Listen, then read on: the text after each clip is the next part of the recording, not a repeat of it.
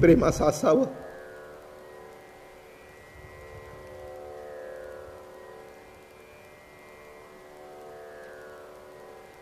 प्रेम करणारी माणसं आयुष्यातून निघून गेल्यानंतर पुन्हा सगळंच जीवन सहारा डेझर्ट होत.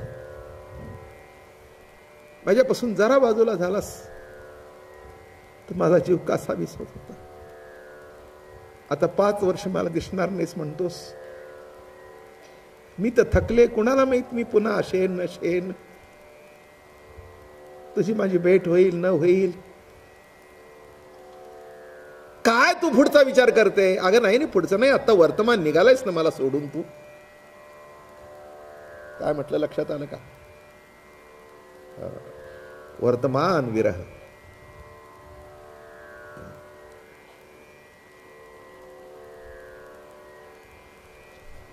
विरह केव्हाही वाईटच असतो. तो भूतकाळातला असू दे, तो वर्तमानातला असू दे, नाही तर भविष्य काळातला असू दे.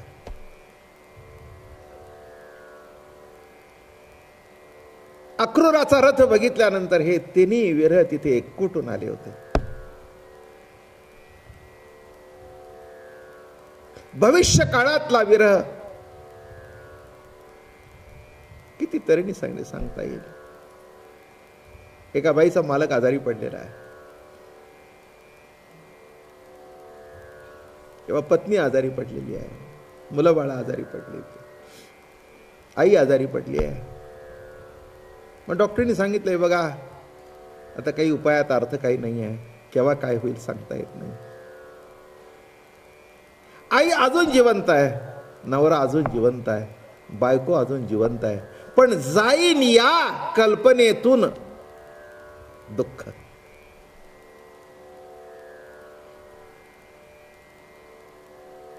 मग तिच्या जवळ बसला, तिचा हातात हात घेतला.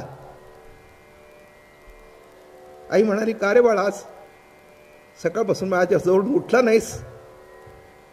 नाही का म्हणे, आई कुणाला माहित हात पुन्हा पाठवून फिरेल का? कुणाला?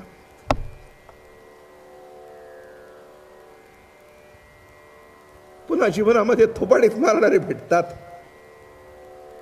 का गालावून हात फिरवणारे भेटतील?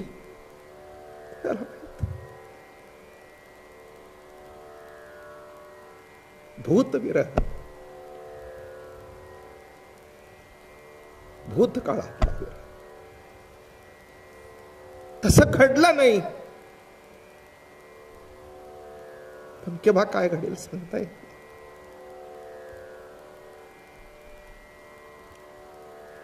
गवळणी म्हणती यशोदेला, कुठे गे सावळा. आणि जातो हे कळल्यानंतर ज्या अर्थी हा रथ मथुरेचा आपल्या दारात कधी आला नाही आतापर्यंत. हा का बरं आला? का बरं आला? हो, मला एक सहज बोलता बोलता आठवलं. एखादा मनुष्य आजारी पडावी ना आपण राहतो त्या परिसरात ॲम्ब्युलन्स यावी. माणसांचे जीव कारण नसताना खाली होतात ना, तसं कंसाने सोन्याचा रथ पाठवला होता, पण गवळणींना कळत न कळत वाटत होतं की हा आमच्या जीवावर आलेला रथ आहे. गवळणी म्हणती यशोदेला, कोठे गे सावळा. आणि अक्रूराला सांगितलं असं असं आहे. इकडे तयारीला लागले आणि या आमच्या गवळणींचा जीव कासावी झाला. त्यांना असं वाटलं कोणीतरी आपल्या पंचप्राणाला हात घालतंय आणि तो पंचप्राण असा खेचून कोणतरी ओढून घेतंय, असं वाटलं त्यांना. असं वाटलं त्यांना. खरंच आहे, जीवनामध्ये प्रेम करणारी माणसं निघून गेल्यानंतर माणसं मरता येत नाही म्हणून जगतात.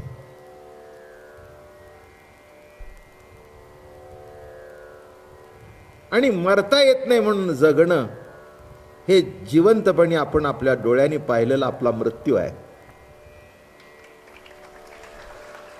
त्याच्यापेक्षा दुसरं काय आहे? प्रेम जीवन आहे, प्रेम जगणं आहे, प्रेम जीवनाचा आधार आहे. आणि ते प्रेम भोगण्याकरता कुणीतरी व्यक्ती लागते. मुलगा लागतो, नवरा लागतो, पती लागतो, मित्र लागतो, कोणी का असे ना, नाही कुणी भेटलं तरी कुत्र तरी लागतं. पण प्रेम भोगण्याकरता एक लक्षात ठेवा, वस्तू चालत नाही, चैतन्यमयच काहीतरी पाहिजे. चैतन्यमयच पाहिजे. गवळणीने रथ बघितला आणि सगळे विराज अवस्था त्या गवळणी बघू लागल्या. त्यांना काही सुचेना. वेडीपिशी अवस्था कळे ना, काय बोलावं काय नाही. विराट त्याच्या बाबतीत होतो की ज्याच्या बाबतीत निखळ प्रेम असेल तिथंच होत.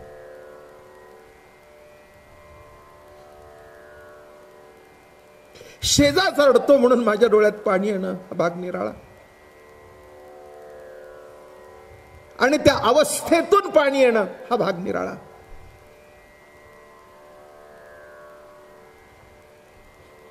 गोपी या विरहाची आठवण करतायत.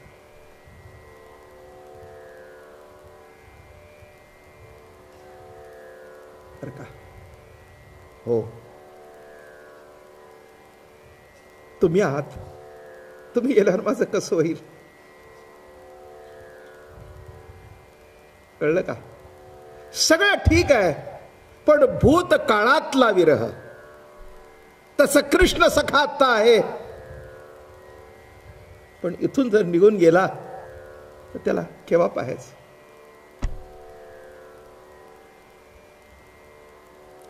गवळणी म्हणती यशोदेला कोठे गे सावळा. फार सुंदर लिहिलंय. गवळणी म्हणती यशोदेला कोठे गे सावळा. कारत श्रृंगारीला सांगे ओ मजला. अक्रूर उभा असे बाई, अक्रूर उभा असे बाई. बाई गे साजणी, बाई गे साजणी.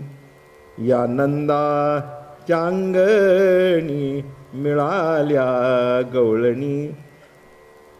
काय म्हणतायत? या नंदाच्या अंगणी मिळाल्या गवळणी. जे आपल्या प्रेमाला कळत न कळत प्रतिसाद देईल असंच पाहिजे. कुत्र सुद्धा का बरं वाटतं? काही चुकलं नाही.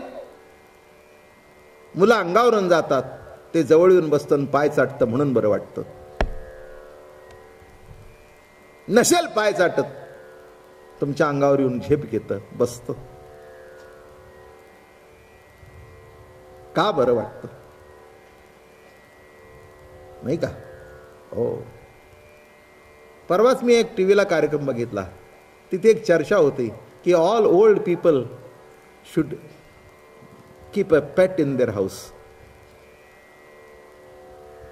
कुठे अमेरिकेची चर्चा होती की सगळ्या म्हाताऱ्या माणसांनी एखादं तरी काहीतरी सांभाळावं, मांजर, कुत्र. ज्यांना कोणीच प्रेम करायला नसेल. अमेरिकेतली अवस्था ठीक आहे, पण मला हात जोडून सांगावं असं वाटतं, इथे तरी अशी अवस्था येऊ नये. प्रेम करण्याकरता कुत्री मांजरी सांभाळायची पाळी येऊ नये. नाही का? जीवनातला मोठा पराजय आहे. माझं बोलणं कळलं? जीवनातला मोठा पराजय आहे. दुसरी बाजू सांगतो. साधू संत सगळे सोडून जे अरण्यात गेले ना, ते एवढ्या करताच गेले की ह्यांच्या प्रेमात अडकायला नको आणि पुन्हा लाता खायला नको. माझं कळलं का? तरी पण ते याच्यातून सुटले, हे लक्षात ठेवा. एखादा जर घरदार सोडून आला असेल तर शेवटपर्यंत त्याला त्या सुटत नाही. मी बघितलेत भगवे कपडे घातलेली माणसं सुद्धा, भगवे कपडे घातलेले सुद्धा माणसं माझ्याकडे खूप येतात. मला म्हणतात, बाबा महाराज आज तुमच्याकडे आईच्या हातचं जेवण होतं असं मिळालं. मी म्हटलं, एवढं भगवं झाल्यानंतर आईचं जेवण का आठवावं? नाही लक्षात आलं तुमच्या? ही प्रेमाची जी ओढ आहे ती शेवटपर्यंत संपत नाही. प्रेम हाच प्रभू आहे आणि जीवावर प्रभू जे प्रेम करतो त्यामुळेच तुमचं माझं अस्तित्व आहे.